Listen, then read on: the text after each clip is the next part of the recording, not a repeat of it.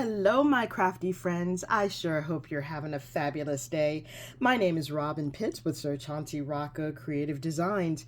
If you're new to my channel or you are a returning subscriber, welcome.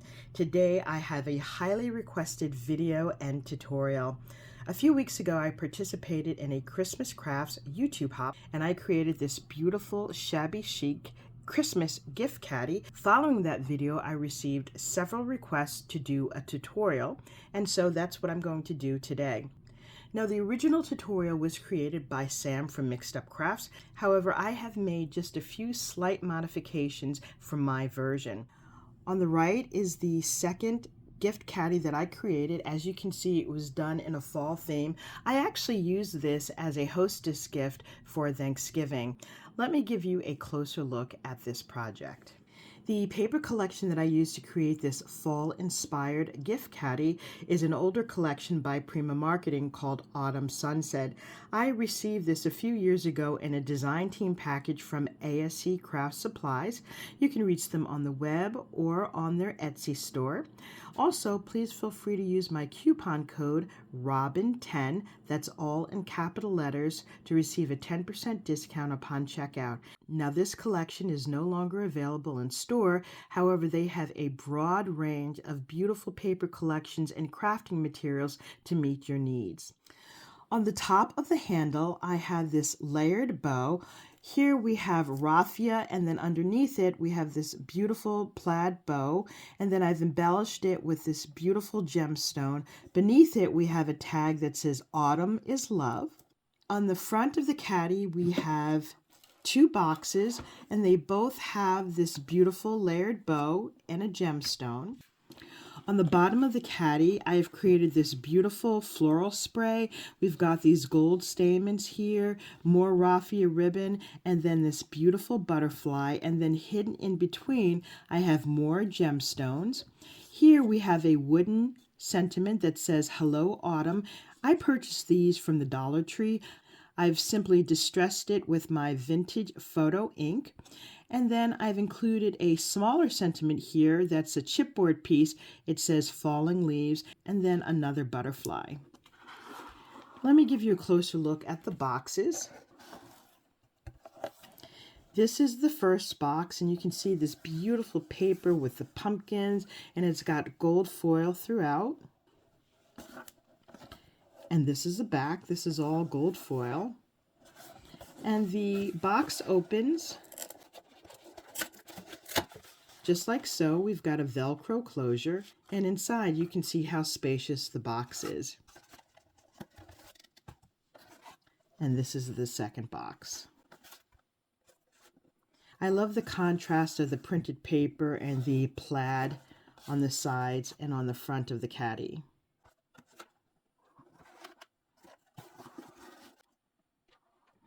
This is the side of the caddy, and I kept this fairly plain. I did use this beautiful brown leaf trim on the side. On the opposite side, we have two more boxes, and they are embellished just like the other two on the other side.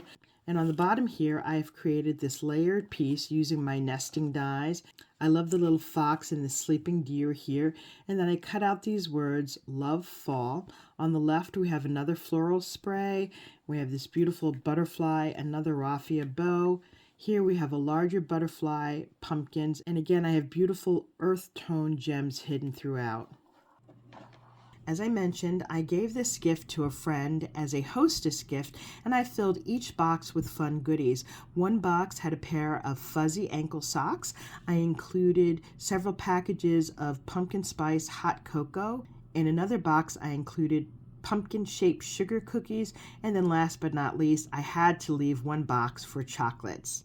Now that I've given you an overview of this project, I'm going to gather my materials so that we can make this together.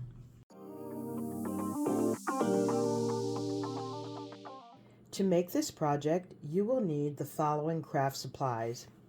Decorative paper. I am using an older Prima Marketing collection called Autumn Sunset. Colored cardstock, and I'm using this light brown paper. Heavier cardstock, I'm using this vanilla colored cardstock by American Craft. You'll need a paper trimmer, a scoreboard, a bone folder, and scissors. You'll also need adhesive, and for this project I'm using the Kalal All-Purpose Construction Glue as well as my art glitter glue. You'll also need some type of ribbon or twine. For this project, I'm using this tan raffia in this beautiful plaid and gold ribbon. You will also need 2 small magnets or 2 small Velcro circles cut in half to close the top of the box. For my project, I am using these small Velcro circles, and each will go on either side of the box. Now that I've reviewed all of the materials that you will need, let's start making this project.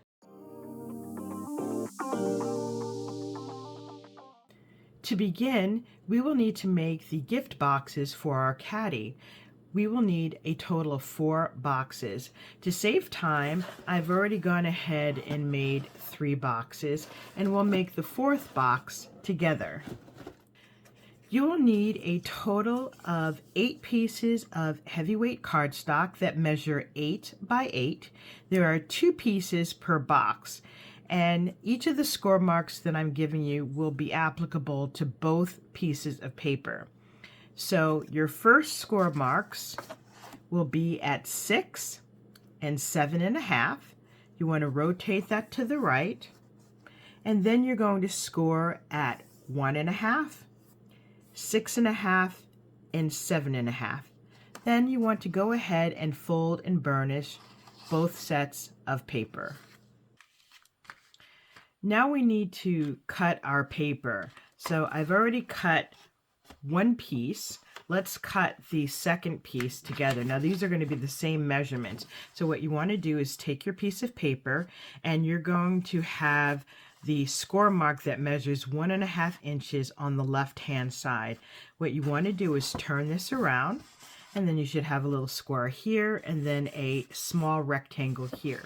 So the first thing we want to do is cut along this score line right here up to the first score line, and then we're going to cut off this little rectangle here. Okay, so let's just do that now. Okay, so we're going to cut right up to the first score line, and then we're going to cut up to the first score line here. We're going to take off a little sliver here. We just want to miter the edges so that when we fold the boxes, there's no bulk. And then we're going to turn this around, and instead of cutting this straight up on the score line, we're just going to angle it a little bit. So you should have a piece that looks like this. Then we're going to turn our paper over to the other side, and we're going to cut this narrow piece off here, and then we're going to cut this score line here. So let's cut up to this first score line just like we did on the other side. We're going to slightly miter it. We're going to cut this score mark here, right up to the first score line. And just like we did on this side, we are going to angle it. Now you'll notice that you have this little tab here. We want to go ahead and cut that off. And then you want to make sure that this little piece over here is mitered as well. So now you should have a piece that looks just like this. It looks the exact same as your other piece.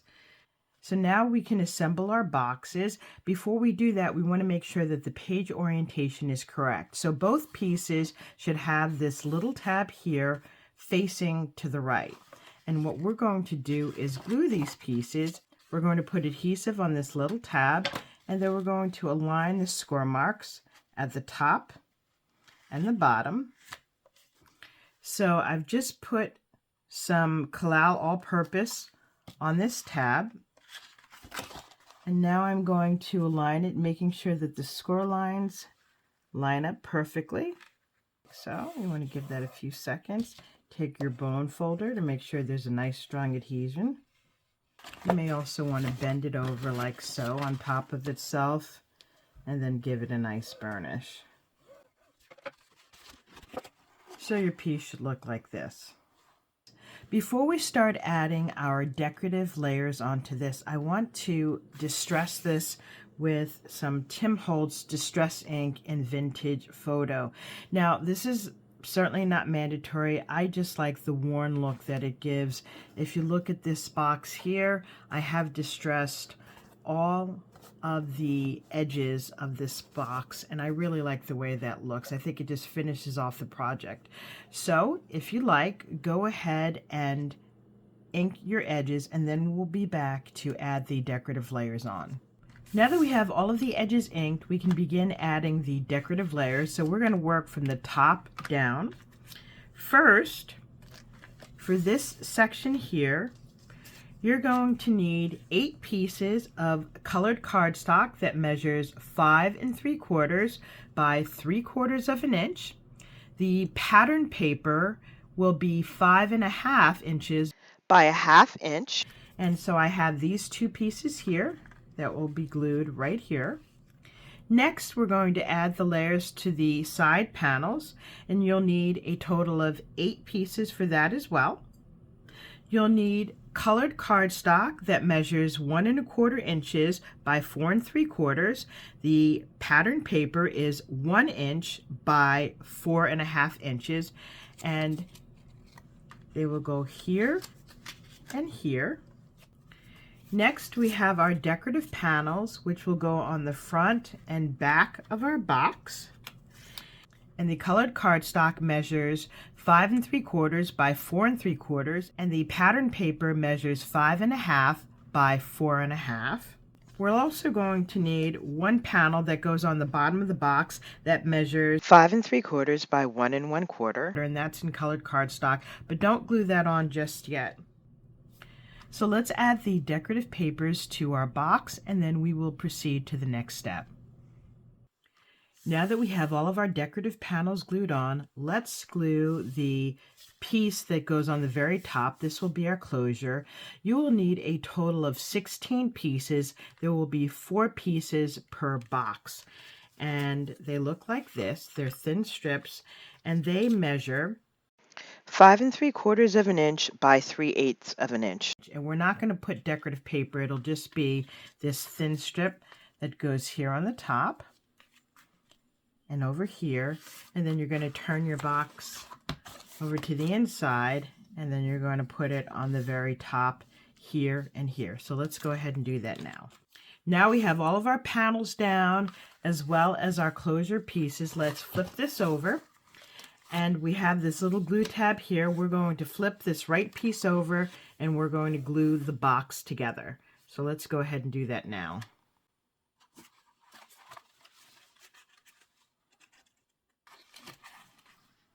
Okay, you want to make sure that this lines up perfectly, and it should. Just give that a few seconds to adhere. Okay, so now we have our box attached. You have to figure out now which is going to be your front or your back. So I'm going to use this side, and we're going to turn the box over, and we're going to fold this piece down first, put glue on it, a nice ample amount. Then we're going to fold down these 2 flaps here. We're going to add a little bit more glue, and then we're going to fold this flap down. Then we're going to take this last piece and we're going to glue this on the bottom. So go ahead and do that now.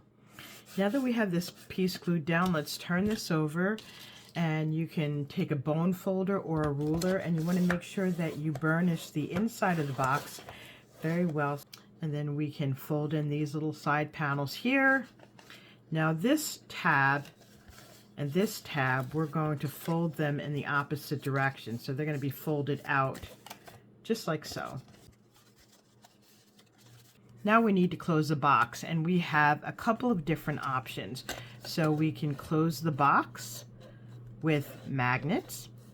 We can poke holes in the top and add pretty ribbon through, or we can use Velcro, and that's what I'm going to do. So I have these pieces of Velcro. Now I cut them in half because this lip is quite narrow, but when I hold it up here, you'll notice that it fits perfectly onto the brown area. So I'm going to attach the Velcro right here, maybe about an inch from the right side and an inch from the left side, and close the box. Now, when you're using Velcro strips, you want to make sure that you give it a few minutes to actually cure and wait about 12 to 15 minutes before you open the box. So let's go ahead and do that now. I've attached the Velcro to both pieces. Now, before you close it, you want to make sure that you have the panels lined up. Okay, and then you can squeeze firmly to make sure that they're attached. Well, this sets, we can go ahead and add our decorative bow. So I've taken this pretty raffia and combined it with this beautiful plaid bow. It's got brown and rust and flecks of gold. And then I took a piece of chenille stem and wrapped it around. And I'm just going to simply put this right here in the middle. And you can have the bow as large or as small as you want. So I'm going to go ahead and glue that down right now. So all of our boxes have now been fully assembled. Let's put this aside and we can begin working on the basket that this goes into. To make our tray, we will need one piece of heavyweight cardstock that measures 9 5/8 inches by 9 3/4, and we're going to score at 1 3/4 on all 4 sides. Now, I have already folded and burnished my piece, and I've also inked all of the edges. To create the box, we need to cut up along the score marks on each side up to the first score line. So you're going to cut here, and then you want to take a little edge off, just a sliver on each side. Okay, and you want to do that to each corner here. So I'll do it here. We're just going to take off a little sliver, and we're going to take off a sliver on this side. So go ahead and do that on the other 2 sides. Our tray is now ready to be assembled. Let's put on the decorative layers on the outside. So I've turned this onto the textured side of the paper. So this is the bottom. And I've cut a piece of colored cardstock that measures 5 7/8 by 6 inches. I also have these side panels, and you're going to need 4 of these for each box. So I have, for the long side, which are these side panels here, you're going to need colored cardstock that measures 6 inches by 1 1/2, and the pattern paper is 5 3/4 by 1 1/4. So I have additional matting layers that are going on the inside, but I'm not going to glue those down yet until we actually glue the tabs in. Then we have 2 shorter panels that are going to go on the top and the bottom of the tray. They measure 5 7/8 by 1 1/2, and that is the colored cardstock, and the pattern paper is 5 5/8 by 1 1/4. So that's going to go just like so. And I also have 2 matting layers that are going to go on the inside. Now, if you have directional paper, you want to make sure that you have it facing the right way. So the edge of the paper will be facing up. So let's go ahead and glue these panels down, and then we will assemble the box. Now that we have all of the decorative layers glued on to the back panel, let's turn this over, and we're going to assemble the box. So I'm simply going to put glue on each of these tabs, and you want to make sure there's a nice clean line. So go ahead and do that for all 4 sides.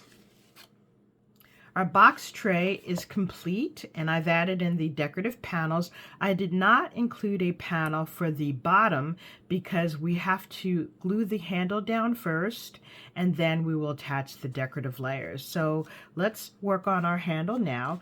You will need 2 pieces of cardstock that measure 11 3/4 by 6 inches, and you're going to score it at 2 inches. So that's what I've done here. Okay.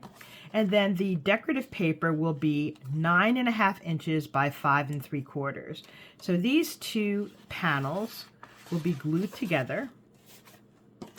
Okay, and this is the bottom. And then it's going to be attached in the center of our box tray just like so. But before we do that, we need to create the handle. So I'm going to set this aside. To cut the handle out, I used a set of nesting dies by Crafter's Companion Gemini.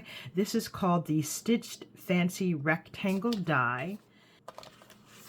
And this area measures 3.5 inches wide. Now you don't have to use a rectangle. You could use an oval, you could use a circle or a square, whatever shape that measures 3.5 inches wide. So you can either glue these two pieces together or you can hold it together with washi tape as I did. But you want to make sure your decorative layers are on the front and the back. So you want to attach your die in the center of your handle, put washi tape on it, and also put a piece of washi tape on the top and both sides so that it doesn't shift in the die cutting machine. Now, you're going to have to go through your die cutting machine multiple times, and this will more than likely not cut through both pieces. However, it will cut through the first piece, and then once that happens, you can remove the first piece.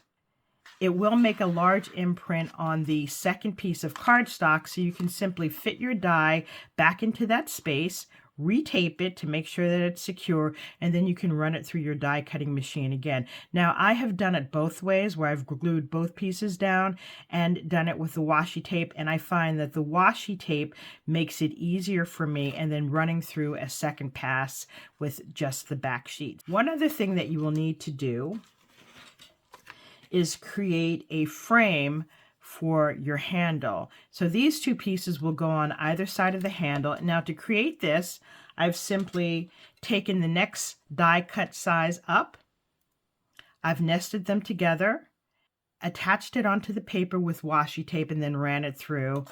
And these are the frames that are created. You want to create 2 frames for the front and back panel. So go ahead, die cut your handle, and also create your frames. Now we have our handles cut and our frames attached. We're going to glue these 2 panels together. Okay, you want to make sure that they line up perfectly, and you want to glue it all the way down to this score mark. You don't want to glue these pieces down. So go ahead and do that now. Now that we have our handles assembled and our frames attached on both sides, we need to attach this to the box tray. So you want to make sure that your box tray is positioned such that the long sides are on the outside, okay, because the boxes will be lined up from front to back. So let's put some glue on the base, and we're going to position this lightly in the center of the box. And what you want to do is grab 2 boxes and put them in the front. Okay, and then you can push the handle so that it's nice and snug. And then we're going to put the other boxes in the back. And as you can see, it fits nice and snug. So let's take this out and then use our bone folder to make sure this has a nice strong adhesion. Okay, and you want to do the same thing to the front. That's the best way to ensure that you have it centered in the middle of the box. Now we want to cover these panels, and I have 2 base panels. The colored cardstock measures 6 by 3 inches, and the decorative panel measures 5 3/4 by 2 3/4.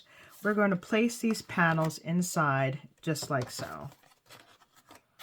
Okay, so go ahead and glue those down. Now that we have our decorative panels glued in, we want to add our brackets to make this handle stand up. We don't want it flapping back and forth. So I have created these brackets. So you'll need a piece of heavyweight cardstock that measures 1 5/8 by 1 1/2 inches. On the 1 1/2 inch side, you're going to score at 3/4 of an inch. And then for the decorative cardstock, the colored cardstock measures 5/8 of an inch by 1 1/2 inches. and the decorative paper measures 1/2 inch by 1 3/8 inch. And so we're going to apply these brackets in the far left and right corner of the handle. So you want to make sure that it's nice and flushed, just like so, on both sides. Okay, make sure you have it pressed as far back as you can without tilting the handle backwards. So go ahead and glue the 2 brackets on this side and then 2 brackets on that side. Now we have the brackets attached, and you'll notice that our handle is standing straight up. Before we add the boxes in, I want to add some feet to the bottom. So I just have these wooden beads. I'm using a lighter color. I'm going to add a bead to each of the 4 corners using my hot glue gun. I like that the beads give the project a little bit more height and finish it off. So go ahead and glue your beads on now. I have added the feet to the bottom of our tray, and our gift caddy is now complete. Now all we have to do is decorate. I'm going to decorate this offline, and I'll be back with the final reveal. This is my completed gift caddy, and I love the way this turned out. I think this is not only a beautiful gift, but also a beautiful home decor piece. This concludes my review of my gift caddy. Hopefully I've inspired you with new and creative ideas. In my previous video, I did a full review of this beautiful pastel Christmas themed gift caddy. And in today's video, I gave you an overview of this beautiful rustic fall gift caddy. Now, you can decorate this however you want. I think it'll look beautiful in traditional Christmas colors of red and green. Valentine's Day is coming up right around the corner. I can also see this used for Halloween. The sky's the limit. All you have to do is change the paper and you've got a beautiful new project. If you like this video, please take a moment to give me a thumbs up, leave a comment, and please don't forget to subscribe to my channel. Thank you so much for joining me, and I look forward to seeing you soon. Bye for now, and happy crafting.